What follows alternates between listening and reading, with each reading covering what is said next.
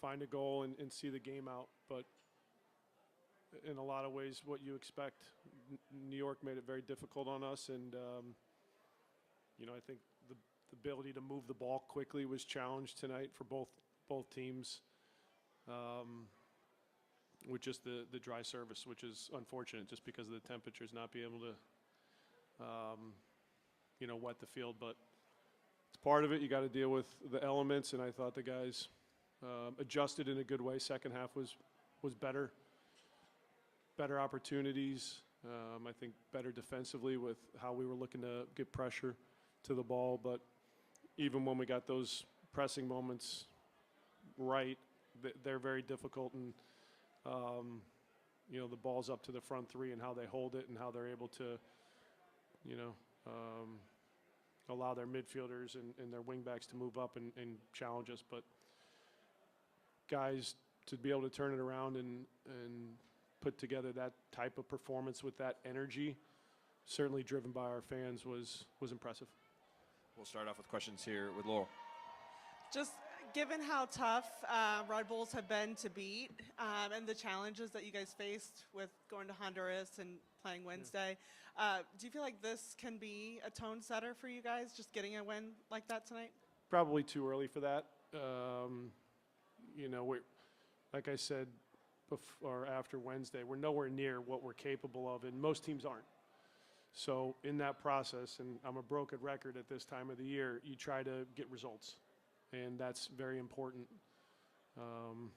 down the road. So it's also important for us to be better at home. We weren't good enough last year, and certainly early in the season dropped points. And I'm pleased about, the win tonight. So I know it's a confident group, but they're realistic. They know in this moment it's a nice start, but nothing else. So hopefully, game by game, we see improvements and better relationships on the field and better play overall. But I think there should be excitement about what this group of players is capable of. What did you think of the defense tonight? That was something you mentioned in preseason as something you really wanted to see improvement in, and then given the pieces that you guys are missing and the rotation, how important was that clean sheet for this group? Our back line was the three center backs specifically. I mean, you're looking at Gilberto, who gets thrown in there for his first game and was up for it. He was really impressive tonight, both sides of the ball. And he just looked into the game, aware of, defensively, pressing, covering, simple concepts, but it's not always that simple. And he made it look easy. And, with the ball, found some good passes, played safe when he didn't have any real options to play short. I thought some of his balls, his passes in behind were excellent. Excellent weight to be able to get us running behind. Teenage, I could talk about Miles every game. So Miles is Miles. Incredible. But Teenage, because of where he's at physically, along with Gilberto, to push it 90 minutes and play the way he did as well. I'm really happy for those guys that they got to keep a clean sheet. I thought Lucas was outstanding on the left side with getting us out of pressure, both with on the dribble and moving the ball up the field with good inside passes. Him and DeAndre found themselves in the good spots, and we're close. So hopefully we'll get more production out of those guys as we get more and more games and get them in these spots, because I think they both had chances for goals and assists tonight. The defense stood out tonight. We'll go to Carter here. Coach, congratulations on the victory. Thank you. Speaking of Gilberto, was there something you saw, considering how quickly he's joined the group, that gave you the confidence to put him in the situation he was in tonight? The week that he's been with us, we've seen, a lot of what you just saw tonight, but it's hard to say that it's going to translate into a game when there's pressure. And for somebody to carry over what he does in training against a really difficult opponent. But you know, the physical part of it was even more impressive because he hasn't played significant minutes, and you know, I don't know what he got to, you know, 80, whatever it was. That's just a mentally strong kid if you're able to do that and still play at a high level. So it's also where we were at after Wednesday. So we felt like we needed some fresh legs, and we'll see how far he can go. It felt like the game started, a little more generally now, it felt like the game started and you guys got off to a really strong start, and then Red Bull kind of found their way into the game. What were the adjustments you saw Red Bull make to kind of find that change? With the ball, they sat Edelman a little bit deeper behind our front three. We didn't get our press right consistently enough. And so, you know, when we had Evander releasing to, you know, the central to the three, we just didn't step with the play enough. So they made, you know, a good adjustment there with the ball to get their midfielders facing forward. I also think with the ball, we were really rushed with our play. Some, you know, I said at halftime, the moments where we were able to break pressure and face forward, we too often forced plays that weren't there and didn't have the numbers to, and so then the game shifted in their favor. And so we just needed to have a little bit more composure to control the ball, to, you know, to pass the ball, and I think we got that back in the second half more consistently. We'll go to Jeff and then back to Caleb. Okay, Coach, you mentioned that, you know, the cold weather made the pitch dry. It was, from what I understand, the coldest game time temperature for an FCC game. Considering that it started the week in Honduras, can you maybe say something about how the players handled the elements tonight? Like they did on Wednesday, and like they did it for the last month of preseason. They just get on with it. It's not a group of excuse makers. I mean, they're just going to put their head down and figure it out. And that's what you love to see as a coach, is guys that, you know, aren't throwing their hands in the air because things aren't going their way, and solving problems. And so, again, it's only 2 games, but I like the character that they've shown with what's been thrown at them.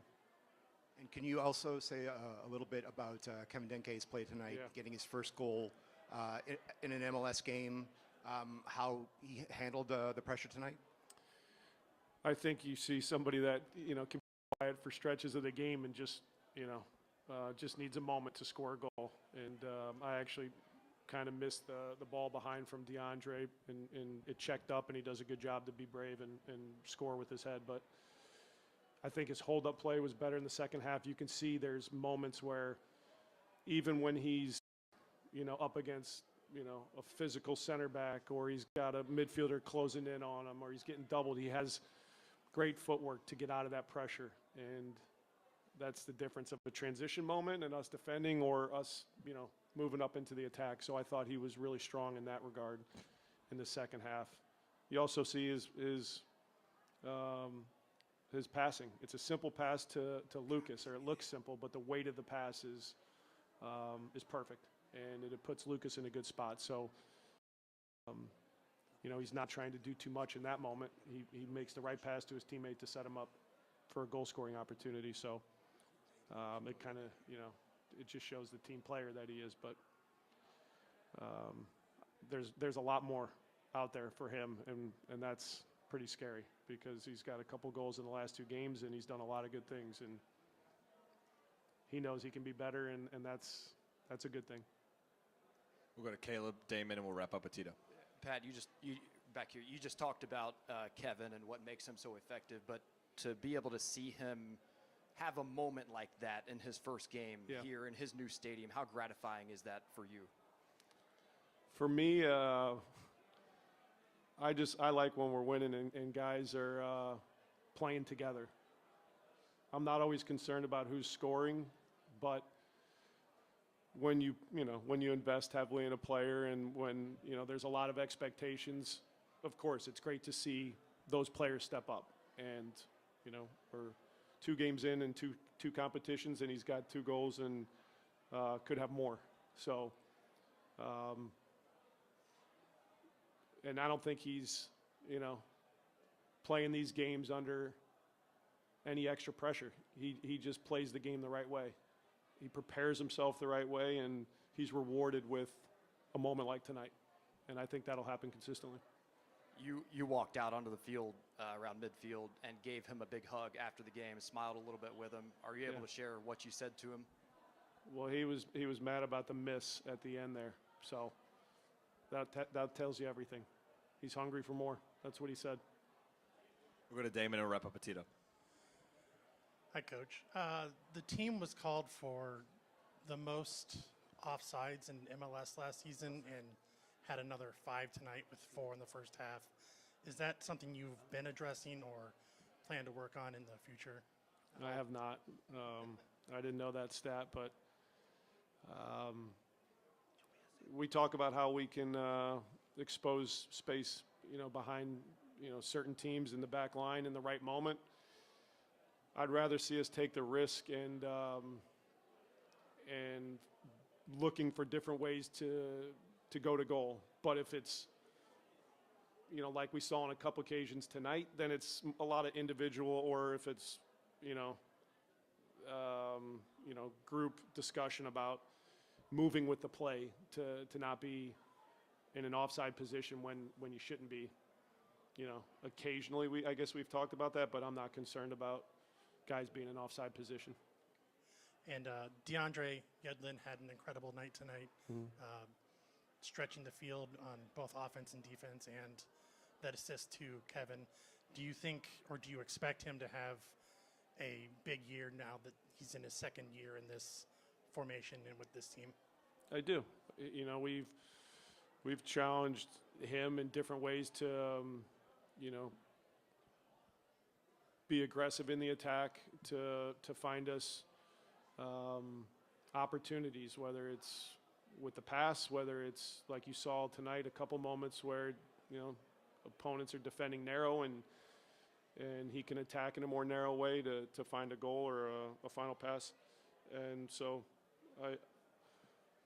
I look for more production, and I think he would probably say the same thing, but he gives you the right energy every game. He plays for the team every game, and now it's just, I think, simplifying some of the on-the-ball stuff to be more efficient, and he's, not alone. There's a lot of guys tonight that fell into that bucket of making simple passes to slow the game down and control the tempo, but I expect a lot out of him, yes. And we'll wrap up with Tito here in the back. Hi, Coach.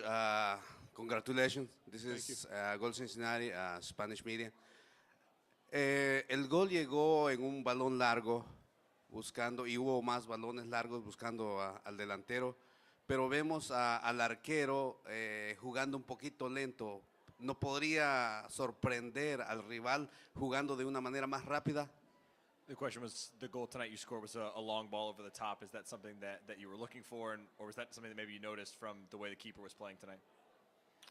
I didn't see it, which is not a shock. But no, if the idea isn't to just lump balls up the field, there has to be purpose behind it. And if the team's playing a high line and we have time and space on the ball, how do we look at different ways to run into space? And all I saw was the ball check up and Kevin finish it. So if that was the purpose of the pass in that moment with, the time he had in the run of Kevin, then great. We have no problem attacking in that way. But like I said, there's got to be purpose behind it. And so I'll have to see it back. I haven't seen it back, but we scored a goal. So I imagine it was a pretty good pass. Last one here from Culture Golpe. Buenas noches, profe, para Contragolpe TV. Una semana espectacular para el equipo, se gana en Honduras, se comienza muy bien el torneo hoy. ¿Qué sensaciones le dejan los nuevos jugadores que han llegado al equipo? Sensational week for the club, win in Honduras and then a win tonight. What feelings does that leave the new players at the club with a week like that? Well, hopefully they're getting up to speed with the expectations of our group. You know, this is now what the norm is. And if you're new to the team, I would think by now, you know, from, you know, studying the group before you come here and seeing the guys in the locker room that they're next to, that this shouldn't be a surprise. And it's not easy, but that's just where we're at, and that's a good thing. So we'll continue to try to be humble and how we go about it and how we expect it, and always looking to improve. But if you're a new player on our team, I think you should probably be excited about who you play for. Pat, thank you very much. All right, thank you.